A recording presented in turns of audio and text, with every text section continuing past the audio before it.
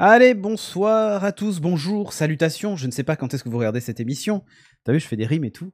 Magnifique. Oui, Beats numéro 171 avec Bertrand. Et Bertrand, bonsoir à tous. heureux possesseur d'une Tesla Model 3. Je vais le dire à chaque fois maintenant.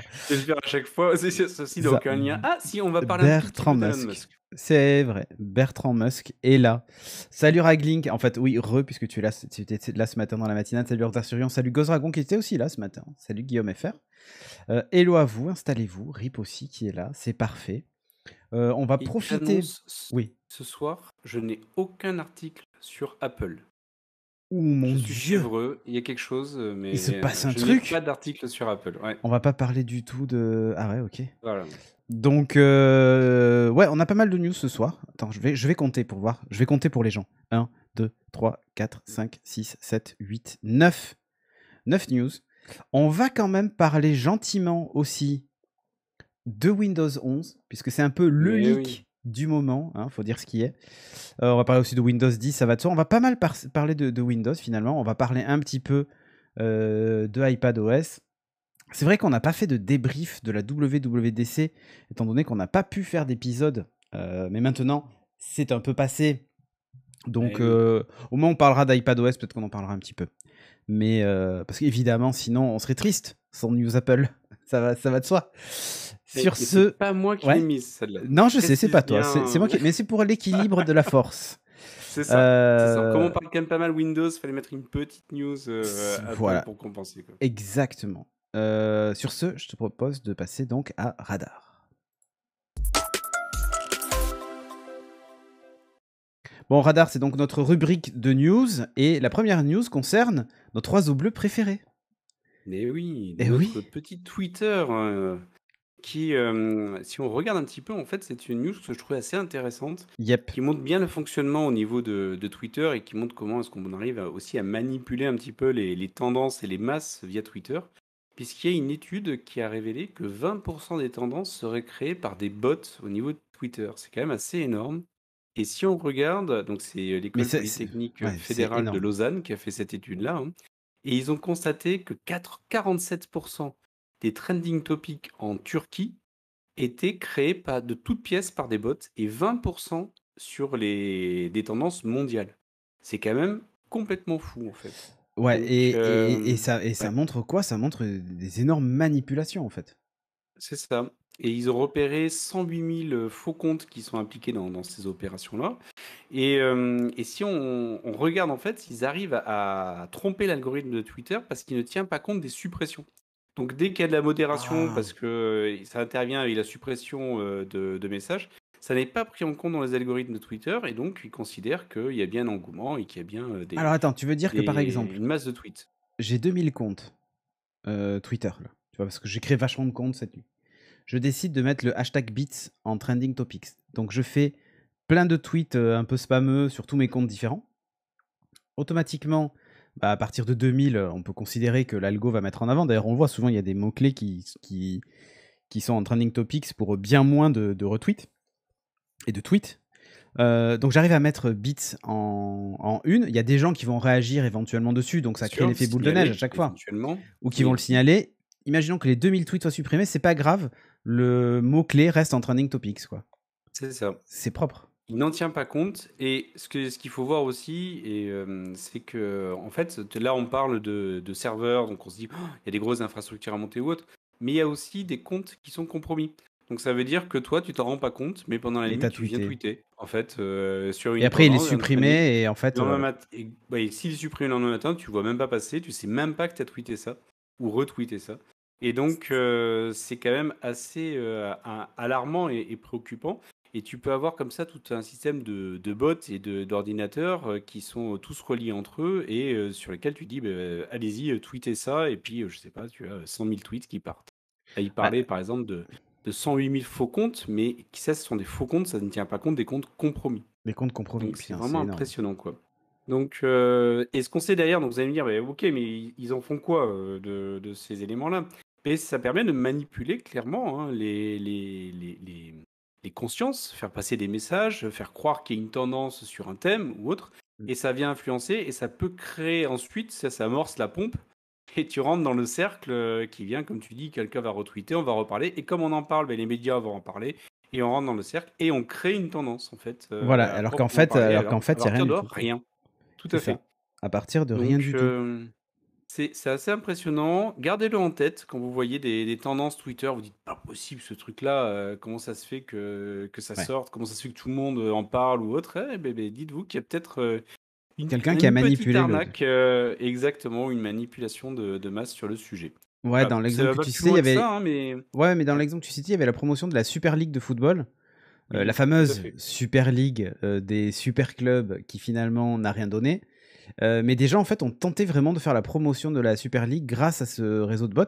Alors pas forcément les organisateurs de la Super League, hein, mais ça peut très Non, bien non, être un État étranger ou des pirates qui se disent tiens, on va pousser le truc, etc. pour déstabiliser éventuellement c'est ça. l'UEFA, les clubs, peu importe. T'as beaucoup d'opérations de Ah déstabilisation bah comme c'est le ça. but. C'est le but. Et du coup, pendant les élections, il va vraiment falloir se méfier des. Et même là, c'est déjà le cas en fait. Quand on regarde Ouais. tous les sujets politiques, il va falloir se méfier des trending topics. Ça ne veut pas forcément dire que voilà que les gens adhèrent à ce qui est raconté en fait. Le Club Med avait été déstabilisé par des bots aussi. Bah voilà. Comme quoi, tu vois. Hein. Même le Club Med, ça déconne plus. Voilà, petite news, ayez juste Yep. ça en tête sur Twitter lorsque vous utilisez ce média-là. Allez, news suivante, je vous parlais moi de Spotify. On va passer du bleu au vert en fait. Tu vois, l'oiseau C'est bleu. ça. Je vais parler de Spotify Green Room. Alors, qu'est-ce que c'est Spotify Green Room? Est-ce que tu en as entendu parler? Eh bien non, pas du tout. Pas du J'étais tout. intéressé pour découvrir ça ce soir. Eh bien, Spotify Green Room, est-ce que tu connais cette application qui s'appelle Clubhouse? Oui, Eh ben, grâce à c'est la toi. même chose, juste avec un skin Spotify vert. Ah, d'accord. Voilà.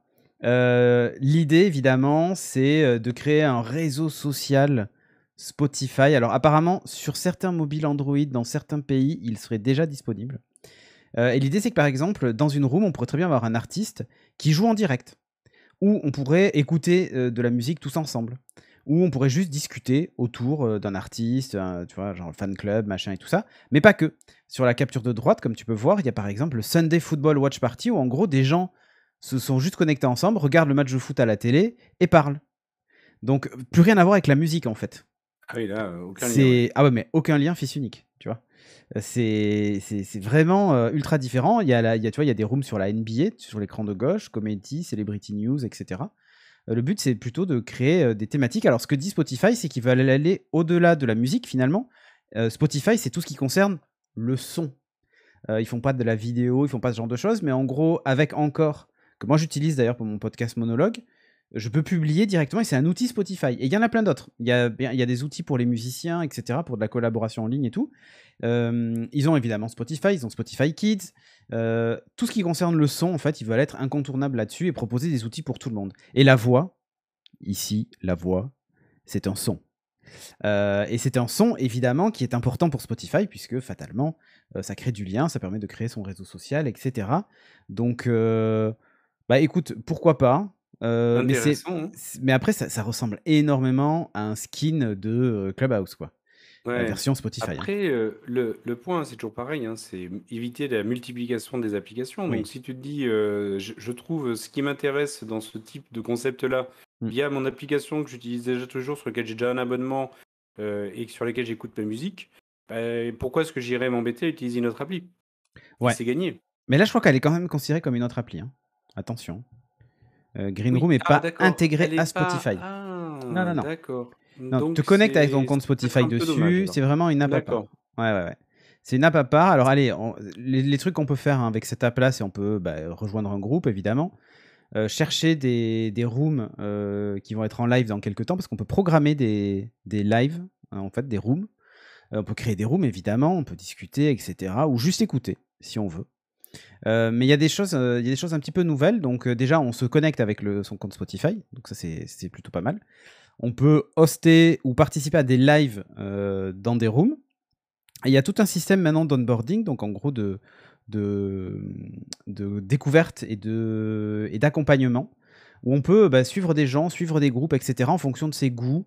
Et l'objectif, c'est vraiment que vous trouviez des rooms qui vous correspondent en fait. Et c'est pas mal en fait. On peut même rajouter la possibilité d'enregistrer le contenu des conversations en direct. C'est une possibilité. Par exemple, pour enregistrer des podcasts, ça peut être vachement bien. Tu vois, Ouais, tout à fait. enregistrer des podcasts à plusieurs, ben, ça peut être un outil.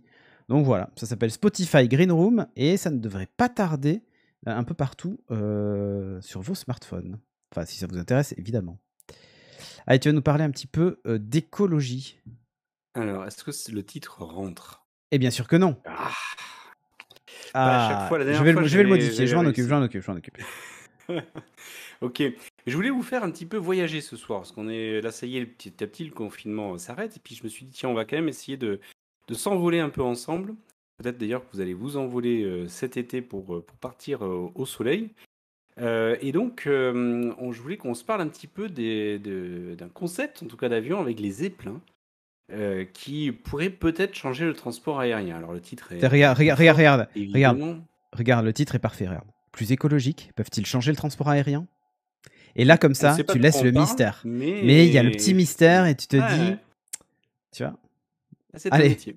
c'est un métier, c'est un Donc, métier. donc les zeppelins, mais vous en avez forcément entendu parler. Mm, C'est mm. tombé totalement en Ah, ça c'est désuétude tombé, oui. là-dessus. Et oui, c'est qu'à le dire. Et c'est suite notamment à un accident catastrophique à Édimbourg. Là, je vous mets la petite Ouais. photo.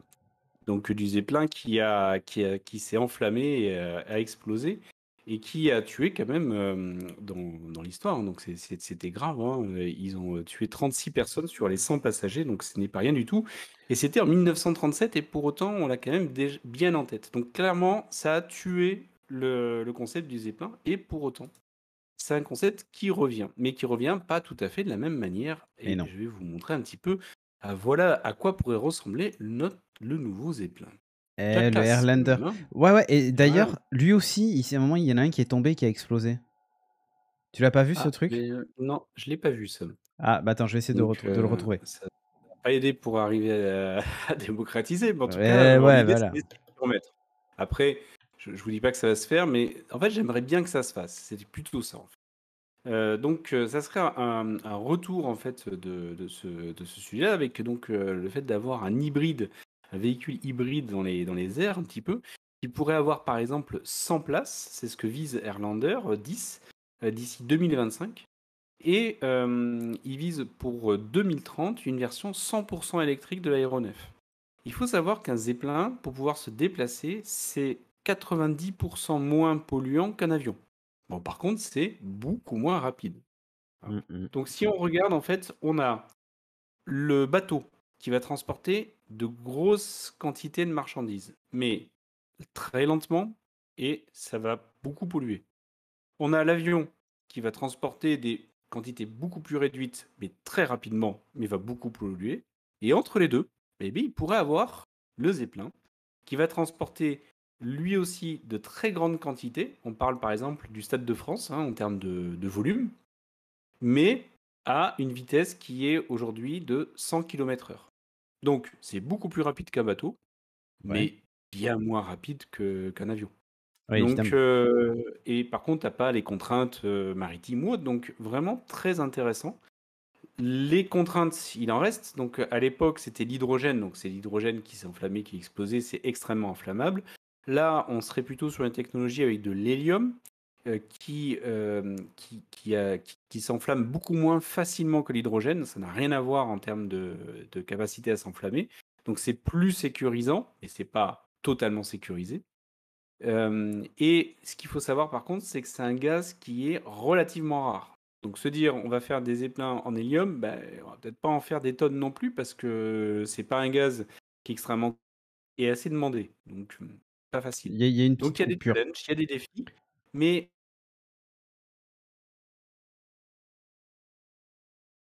J'ai des petites coupures de la part de Bertrand. Je sais pas si c'est que vous ou pas. Ouais, Bertrand est en pause, hein, on est en d'accord. pause, zut, Ouais, de temps en je temps, suis toujours avec tu vous. coupes et ton image aussi se fige. De temps en temps, je freeze. Ok. C'est étrange. Mais vas-y, continue. Très bien. Et donc, effectivement, c'est juste pour vous dire, ça serait fait pour faire des petites distances. Et Mhm. regardez quand même à quoi pourrait ressembler un salon dans un Zeppelin. Enfin, c'est quand même la grande, grande classe, quoi. Ouais, Enfin, moi, après, les ça me vues fait rêver, hein. concept, c'est toujours beau, hein.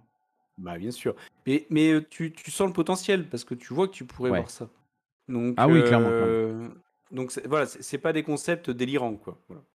Donc, Ouais, c'est ça. moi, je trouve ça vraiment hyper intéressant. Et les trajets, par exemple, ils donnent des exemples. Ça serait Liverpool-Belfast, Barcelone-Palma, Oslo-Stockholm. Voilà, c'est pas des villes extrêmement éloignées où la distance entre les deux permettrait de pouvoir avancer à 100 km/h et faire le trajet en 2-3 heures, 3-4 heures, avec Ouais, des grandes quantités de ça va personnes. moins vite que le train, Bien sûr. mais c'est direct. Enfin, ouais, ça se défend en fait, mais faut voir.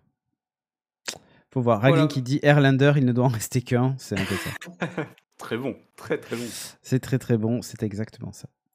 On va parler justement encore d'écologie et de Bitcoin. Alors, qu'est-ce qui. Exactement. Voilà, hein. C'est l'écologie et le Bitcoin, comment c'est compatible? Alors, je cherchais une news avec Elon Musk, puisque j'étais Ah, obligé bah d'en oui, sortir une évidemment. ce soir. Ouais. Donc tout est parti d'un tweet et d'une réponse au tweet, comme souvent avec Elon. Donc le tweet en fait d'Elon Musk disait qu'il est en train de s'intéresser et d'échanger avec des sociétés pour arriver à rendre plus écologique le minage. Juste pour vous resituer un petit peu, parce qu'on a eu un retournement de veste de la part d'Elon Musk, puisqu'il avait dit ben, le Bitcoin, maintenant on pourra payer sa Tesla en Bitcoin. On a acheté du Bitcoin, autrement dit, le Bitcoin c'est bien, achetez-en. Et on se retrouve quelques semaines après, avec bien sûr une envolée du Bitcoin. Elon Musk qui dit ah non, mais en fait, le Bitcoin ça pollue, c'est pas bien. Parce que c'est trop énergivore. Ok. Ouais. Bon, il se trouve que c'est passé pile au moment où il y avait aussi des accords qui étaient en cours avec le gouvernement aux États-Unis qui tournaient autour de la partie écologie sur l'entreprise Tesla. Et donc, c'est sûr que ça n'envoyait pas du tout un bon message écologique de dire on sponsorise le Bitcoin alors que c'est un gouffre énergétique. Donc, effectivement, mauvais choix, télescopage d'annonce, rétropédalage. Et donc, quand même, il revient sur le sujet et je Bah, trouve il veut assez pas abandonner intéressant. l'idée. Exactement. Et il me dit, ben, en fait, on pourrait envisager de miner du Bitcoin, mais en le rendant plus écologique. Alors comment? On ne peut pas changer la façon de miner du Bitcoin, qu'on soit clair, hein. Le Bitcoin, il y a des algorithmes qui font qu'il résout la clé de vérification de la chaîne, mais c'est ce qui va créer le nouveau bloc. Et on va passer au suivant. Et plus il y a des ordinateurs qui minent, plus la complexité augmente pour résoudre l'algorithme. Et donc, on va se retrouver à plus consommer d'énergie pour pouvoir le faire. Exactement. Donc, c'est exponentiel, hein, on peut le dire. Donc, c'est dans la nature du Bitcoin. Donc, et ça, on ne peut pas le changer. C'est comme ça que ça marche. Après, on peut créer un fork et changer et partir sur une autre monnaie qui va fonctionner potentiellement différemment. On s'en parle juste après. Donc, sur le Bitcoin, partant de là, comment est-ce qu'on pourrait rendre le minage de Bitcoin plus écologique? Mais l'approche, je trouvais intéressante. Je pense que c'est pas viable, mais je trouvais intéressante. C'est de dire, ben, partons sur des énergies renouvelables pour pouvoir miner du Bitcoin. Je m'explique. On est au Canada, il y a des barrages, par exemple, qui fonctionnent, qui produisent de l'énergie et qui vont produire, par exemple, beaucoup plus d'énergie que les besoins à un instant T de consommation au niveau de la population. Ouais. Or, on sait tous qu'on stocke très très mal l'énergie. Donc, ça veut dire que cette énergie, elle est perdue. Et on ne sait pas la renvoyer dans un autre pays. Enfin, il faut des grandes chaînes électriques ou autres. Enfin, c'est très complexe à gérer. Donc, partons du principe que l'énergie est perdue, ben, plutôt que de la perdre, autant l'utiliser pour miner du Bitcoin. Et Ok. ainsi, on est logique, puisque c'est de l'énergie qu'on a produit, on ne savait pas quoi en faire, on ne sait pas la stocker, on mine avec. Voilà. Bon.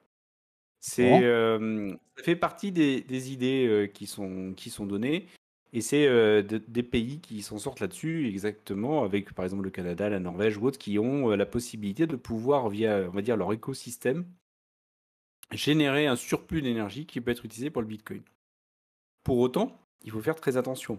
C'est que le mode de fonctionnement du Bitcoin, il faut résoudre, en fait, comme je vous le disais, des algorithmes pour pouvoir arriver à générer le prochain bloc. Mhm. Or, si on se retrouve à dire il n'y a que 2 pays dans le monde ou 3 pays dans le monde qui peuvent miner du Bitcoin via 3 sociétés qui sont adossées à 2 barrages, Oui.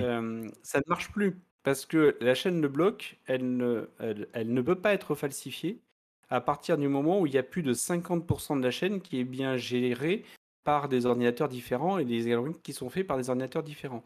Si tu te retrouves à avoir 80% de la chaîne de blocs qui est validée par le même centre de données, ben, ça veut dire qu'il peut injecter des blocs et des transactions dans ta chaîne qui va se vérifier lui-même et donc compromettre la chaîne. Donc voilà, il faut faire très attention à ça et c'est pour ça que je dis, je ne sais pas si ça sera possible. Mais en tout cas, je trouve intéressant de se poser la question et de dire, si on doit continuer avec le Bitcoin, comment faire pour le Comment rendre faire, ouais. plus écologique? Voilà. C'est une piste. Pour moi, il faut vraiment la creuser et j'irai surtout pas dire c'est pas possible, chercher autre chose. Ceux qui se penchent dessus sont largement plus compétents que moi là-dessus. Mais c'est juste voilà, de vous rappeler qu'il y a des contraintes et c'est pas si simple en fait pour pouvoir dire oui, oui, c'est bon, on peut partir sur ça. Et il y aura 3 entreprises dans le monde qui pourront miner du Bitcoin avec des énergies renouvelables. C'est absolument pas le concept de Clairement pas. mode de fonctionnement. L'autre possibilité, c'est d'utiliser en fait des crypto-monnaies alternatives qui utilisent un autre moyen pour pouvoir valider les chaînes de blocs. Et donc, l'autre possibilité, donc par exemple, il y a le SHIA qui permet Oh là là là là. aujourd'hui de traiter. Et comment est-ce qu'ils font? C'est via en fait une résolution via de l'espace de stockage. Et donc, bon, tu vois venir le truc, hein. Bien sûr, Ça je veut vois dire venir qu'il le faut de truc de plus en maintenant. plus d'espace Voilà. de stockage. Alors Et après avoir donc, niqué le marché des cartes graphiques, si on allait niquer le marché des disques durs. exactement, voilà, t'es Voilà. exactement Et là-dedans. après, une fois qu'on aura plus, on va niquer le marché des cartes mères, puis après celui de la RAM, puis après celui de... Et puis voilà. Voilà.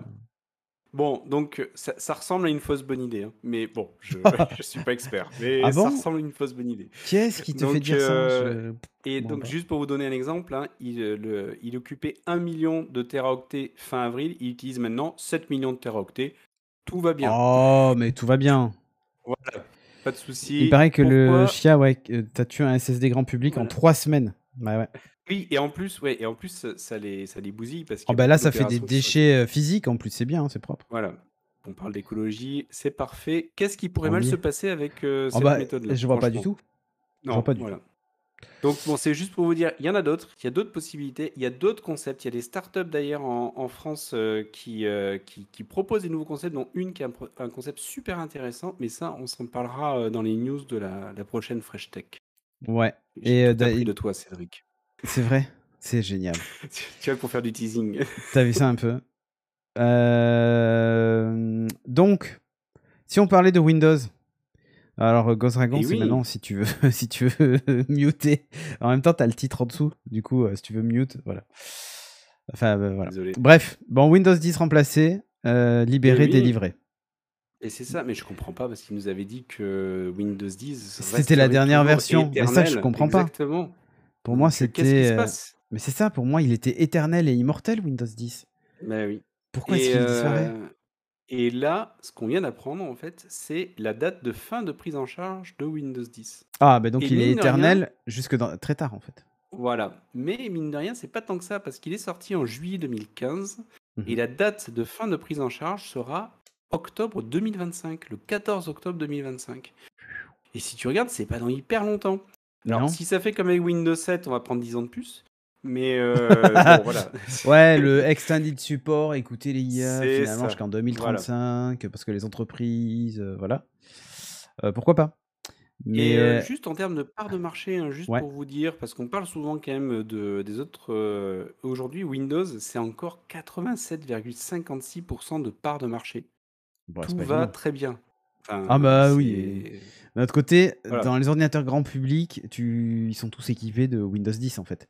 Tu te poses pas la question. Jamais t'en prends un qui est sans OS ou, enfin voilà. Alors, bah, tu vois, je viens d'en acheter un, moi, Oui, c'est sans vrai, c'est OS. vrai. Il est sans OS. Tu C'est vrai vois, qu'on mais commence de bon. plus en plus à en voir des FreeOS. Je trouvais ça intéressant. Mais c'est plutôt rare quand même, hein, dans l'ensemble. C'est plutôt rare. Donc fin de Windows 10. C'est vrai que c'est étonnant quand même. Il avait dit... Mais oui. Enfin, Et ils avaient dit non, que pour le coup, ce serait la dernière version de Windows. Alors c'est vrai que dans tous les cas, peut-être que les numéros de version, c'est un peu surfait. Que tu sortes... Et c'est vrai qu'ils étaient partis sur l'idée de dire, ouais, ça sera la 20 H1, 20 H2, 21 H1, 21 H2 à chaque fois pour dire en gros il y a une mise à jour majeure à peu près ou de fonctionnalité tous les ans ou tous les 6 mois, tu vois, ok, pourquoi pas. Comme finalement sur macOS, hein, quand tu as la 10.1, 10.2, etc.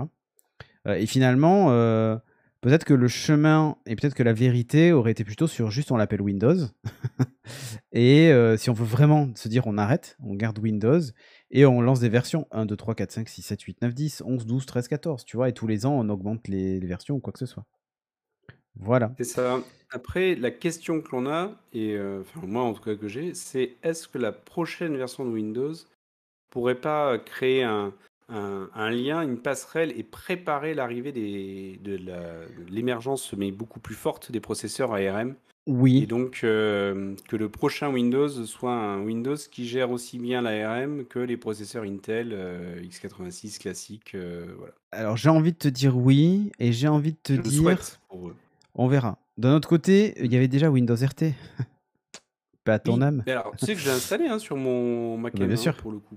mais bien sûr. Bon, ça tourne, hein, mais bon, Bien sûr que ça ça tourne. apporte pas grand-chose. On va justement parler du futur avec Windows 11 Leak Edition. Je l'ai appelé comme ça parce que je me suis dit qu'après tout, on n'avait pas la version, le nom de la version qui avait leaké. Windows C'est vrai. 11 qui n'a, j'allais dire n'a plus de secret, c'est pas tout à fait vrai. Disons qu'il a fuité. L'événement officiel, c'est le 24 juin.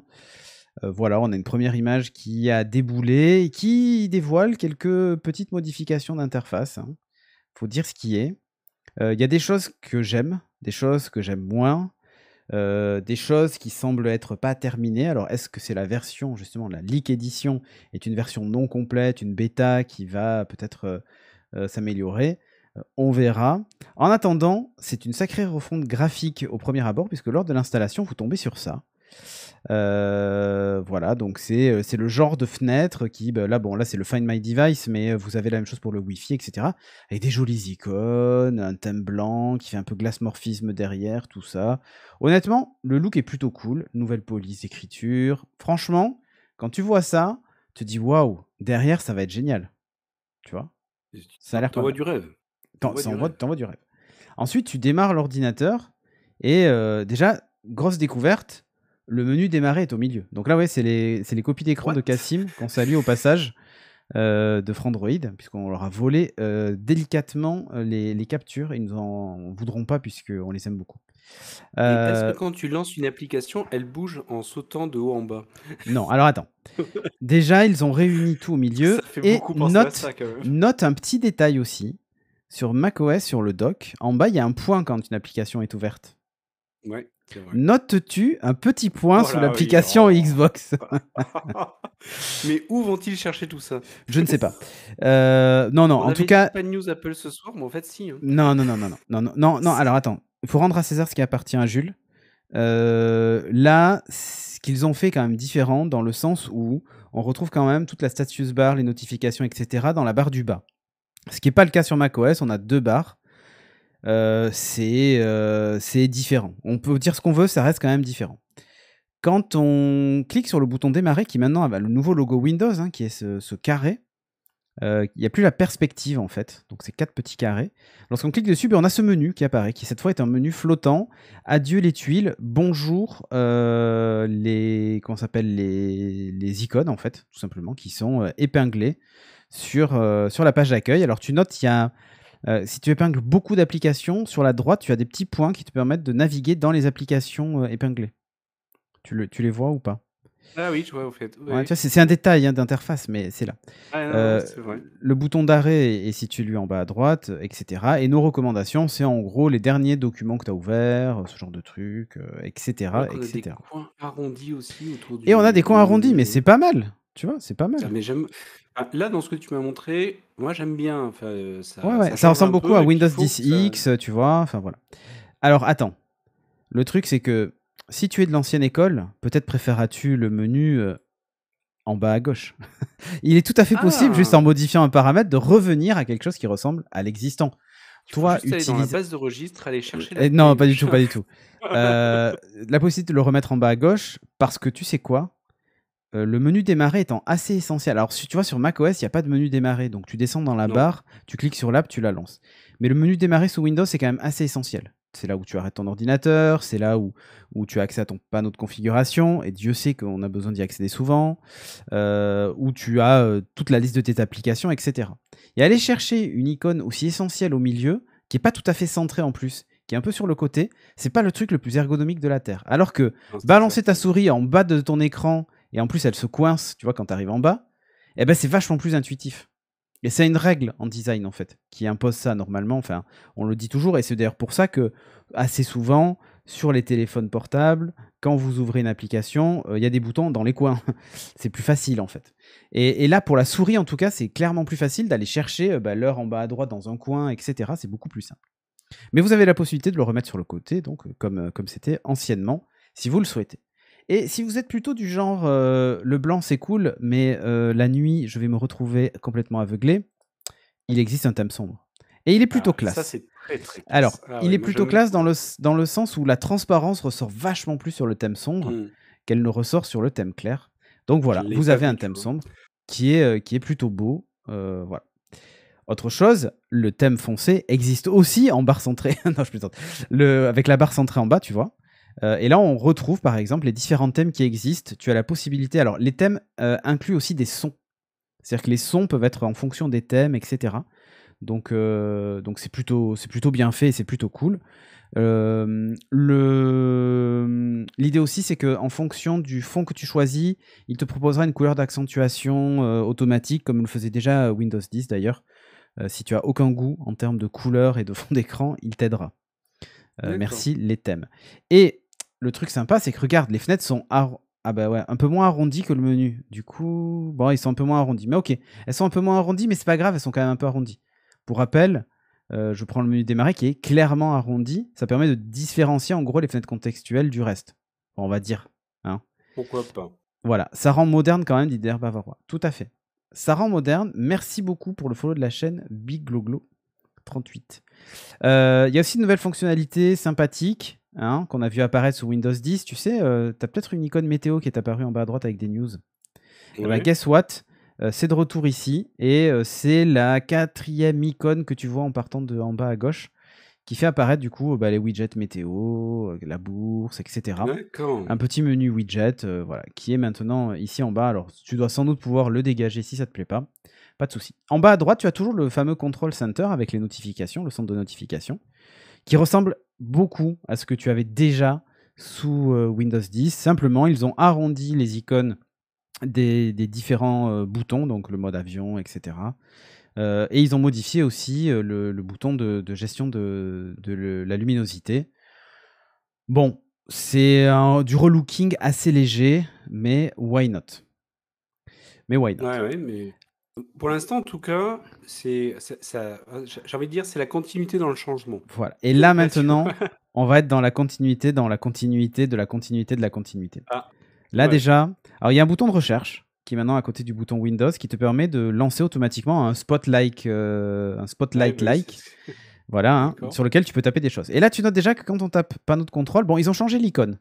Mais regarde Ouais. ce qu'il y a juste en dessous, connexion bureau à distance, le commande prompt. Tu te dis, oulala, il y a encore des vieilles icônes de logiciels qui traînent. Après, attention, c'est la leak édition. Hein. Potentiellement, ce ne sera pas le cas.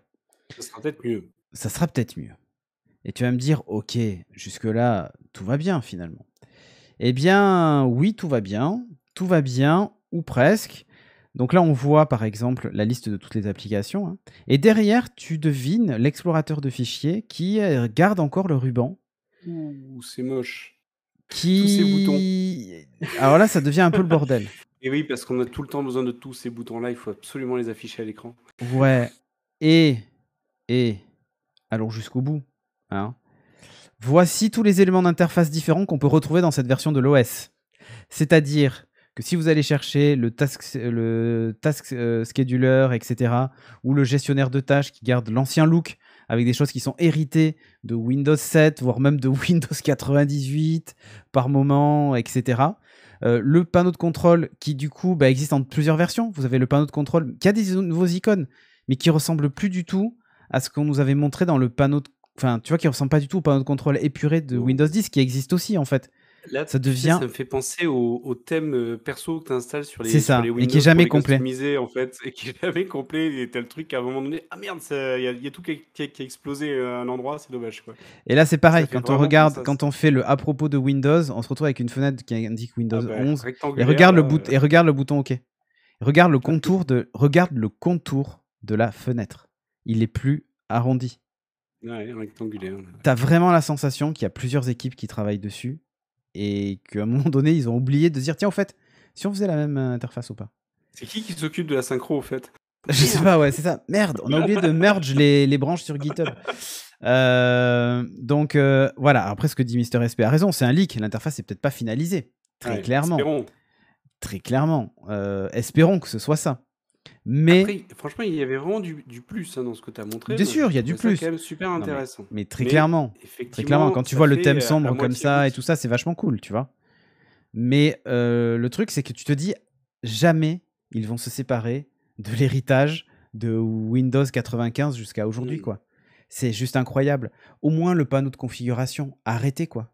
Et encore, je vous ai fait un pot pourri des captures, mais il y en existe d'autres qui font encore... Enfin, où tu te dis quand même, ils ont repris des choses qui datent maintenant, en fait. Il y a même des tuiles dans certaines applications, dans les paramètres, par Ah oui, exemple. qui Et là, tu te... ressortent. Mais ouais, mais là, tu te dis quand même, qu'est-ce Dommage. que...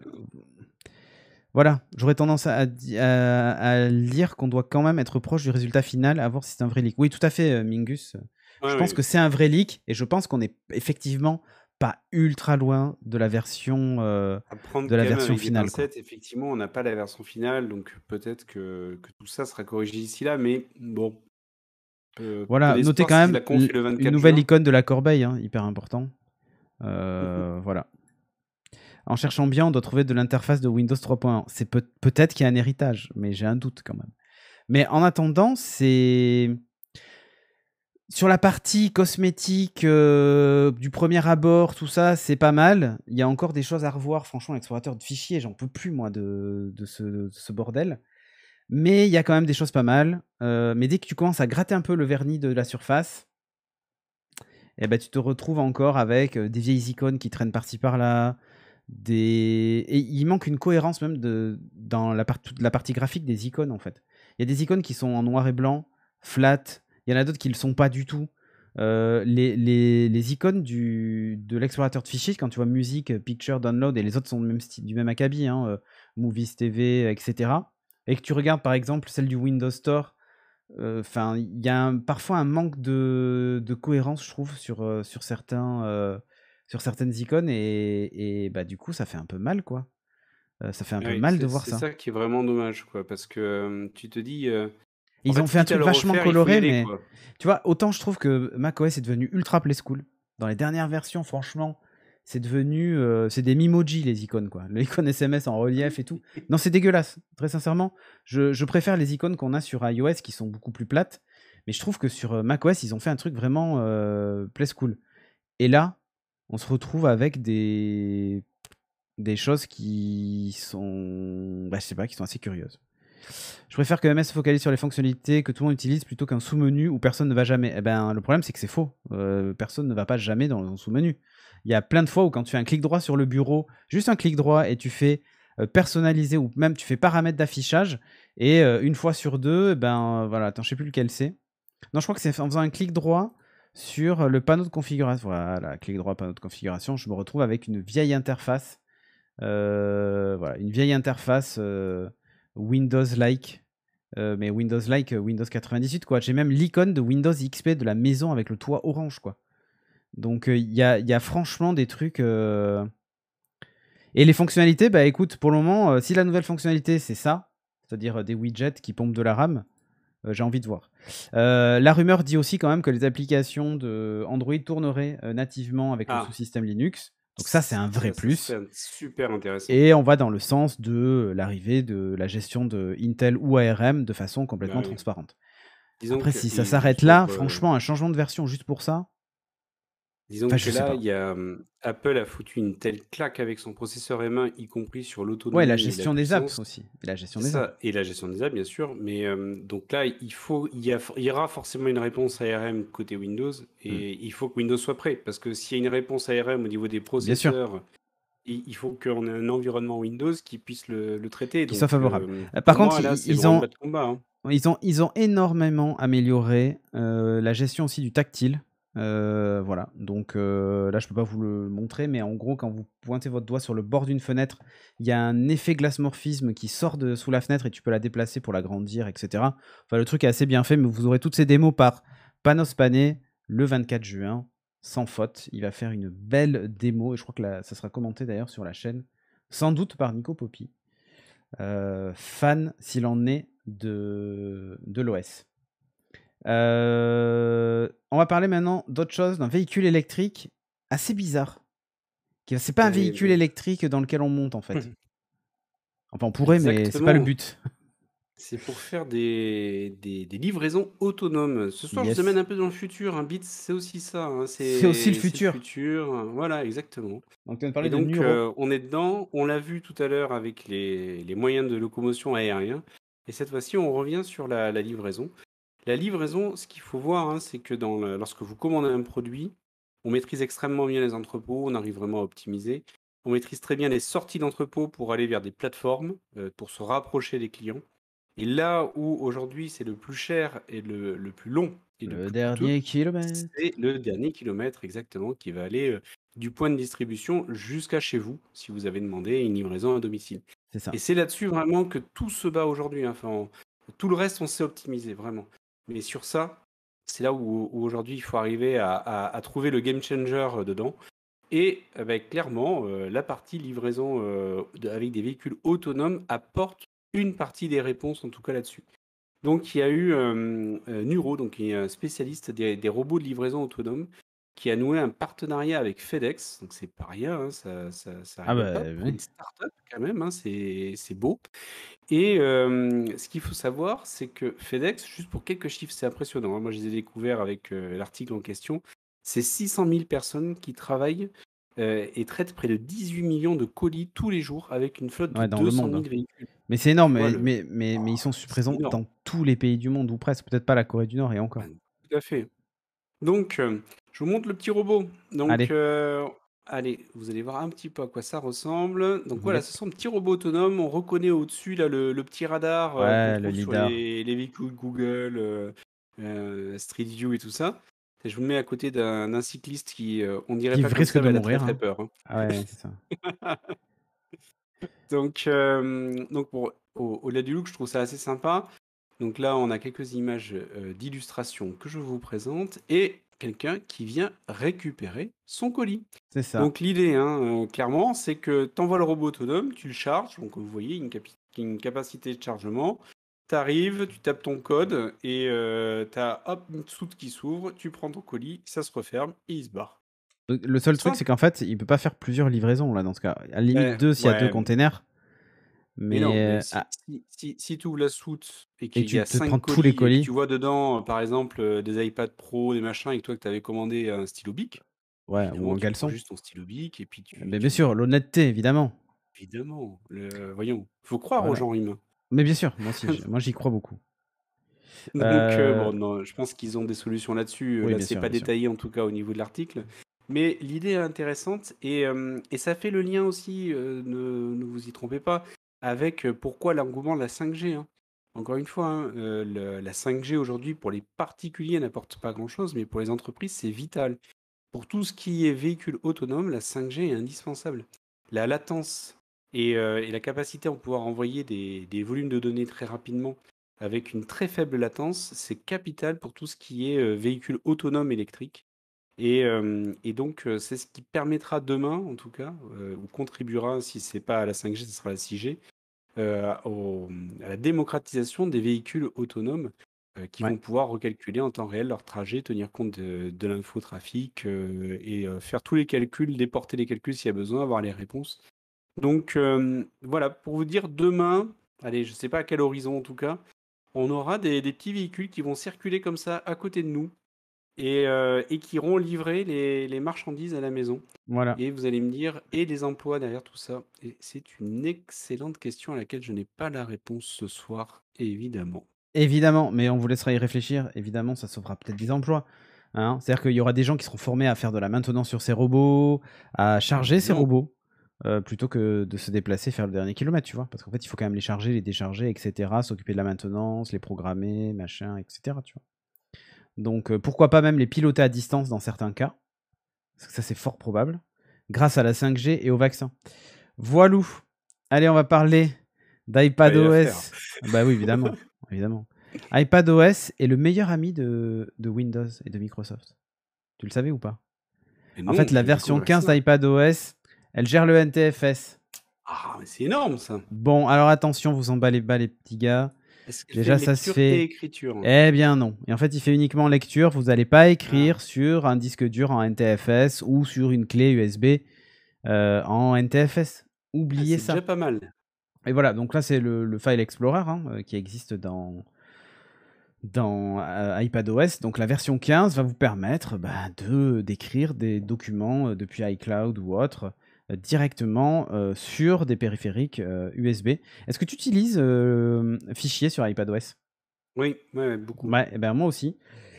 Sur le téléphone, pas tant que ça. Alors un petit peu. Je t'avoue que je l'utilise un petit peu parce qu'il y a tous les clouds. Mais en fait, moi, il y a tous les clouds qui sont synchronisés. Et de temps en temps, quand je veux déplacer un fichier, par exemple, de iCloud vers Google Drive, je veux le faire depuis mon téléphone, c'est hyper facile en fait.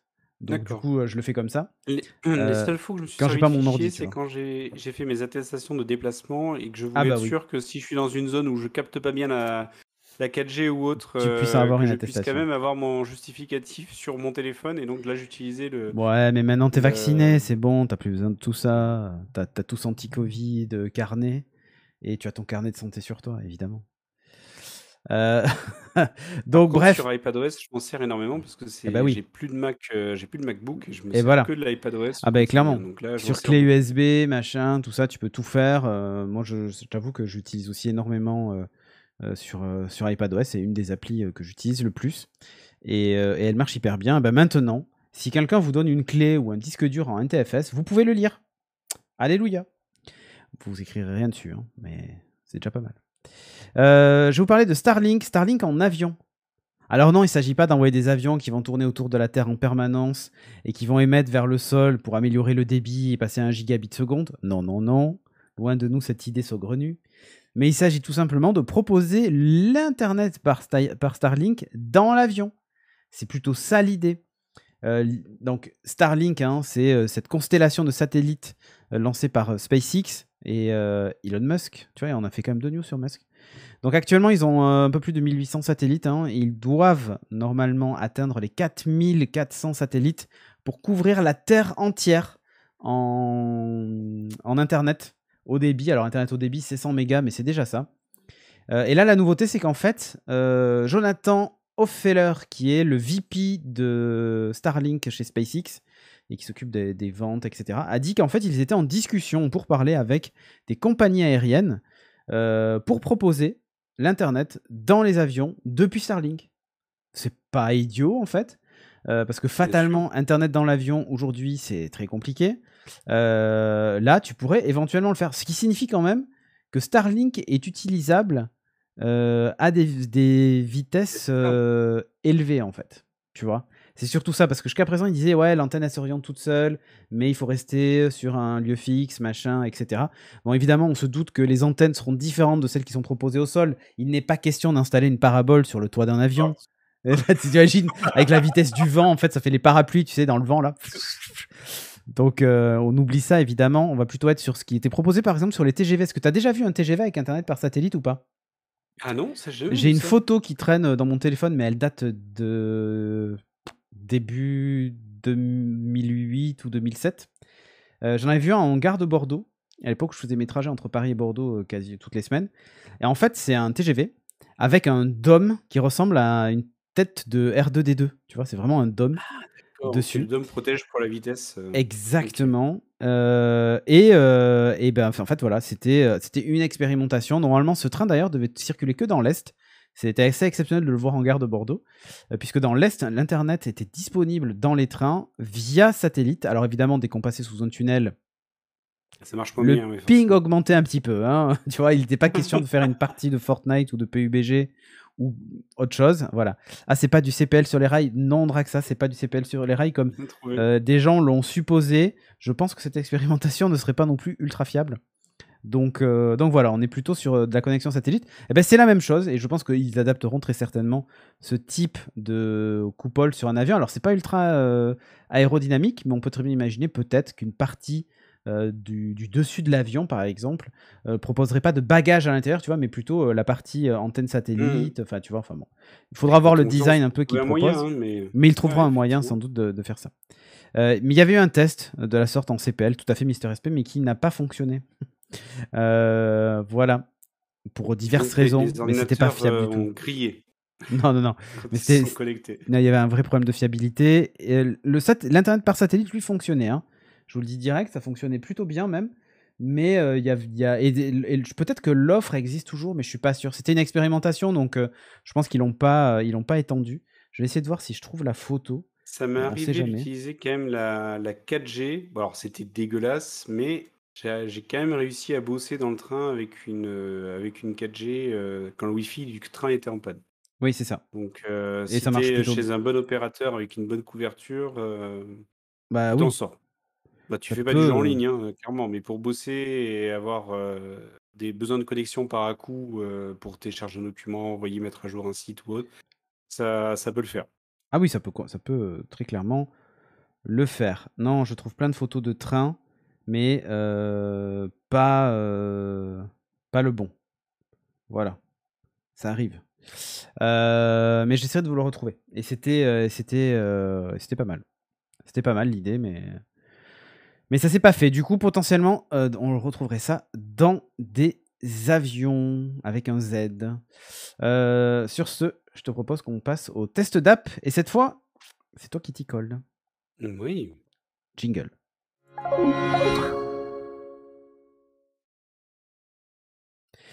Allez, on te voit Mmh. et Il guess a what? Il y tout a même le s prévu. mais attends, tu crois quoi? Donc de quoi vas-tu nous parler?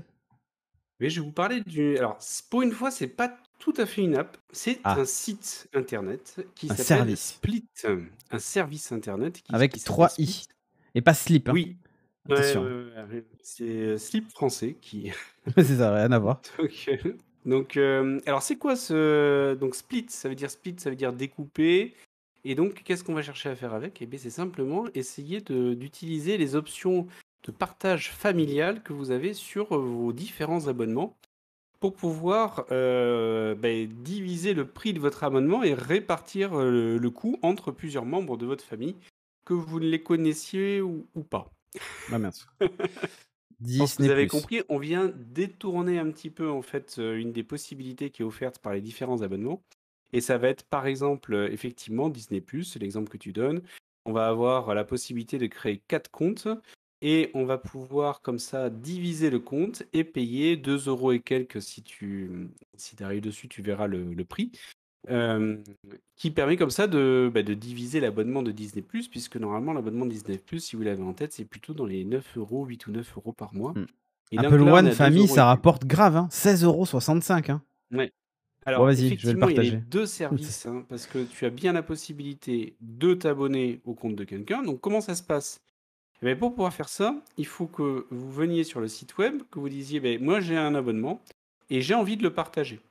Donc, OK, très bien, il vous dit, pas de souci. Il va vous demander plein d'informations pour que, vous ayez une sorte de fiche de présentation et que vous inspiriez confiance. Parce qu'on va Mmh. créer une relation. Vous êtes censé faire partie de ma famille si, si vous prenez un de mes abonnements, donc il y a un lien quand même qui se crée et pour le coup, on va venir, mettre, et dire: «Beh, moi, par exemple, j'ai un abonnement, allez, YouTube Premium, par exemple, pack familial et sur ce YouTube Premium pack familial, je peux avoir jusqu'à alors je sais plus, je crois que c'est 5 comptes, ou 6 comptes et OK, très bien.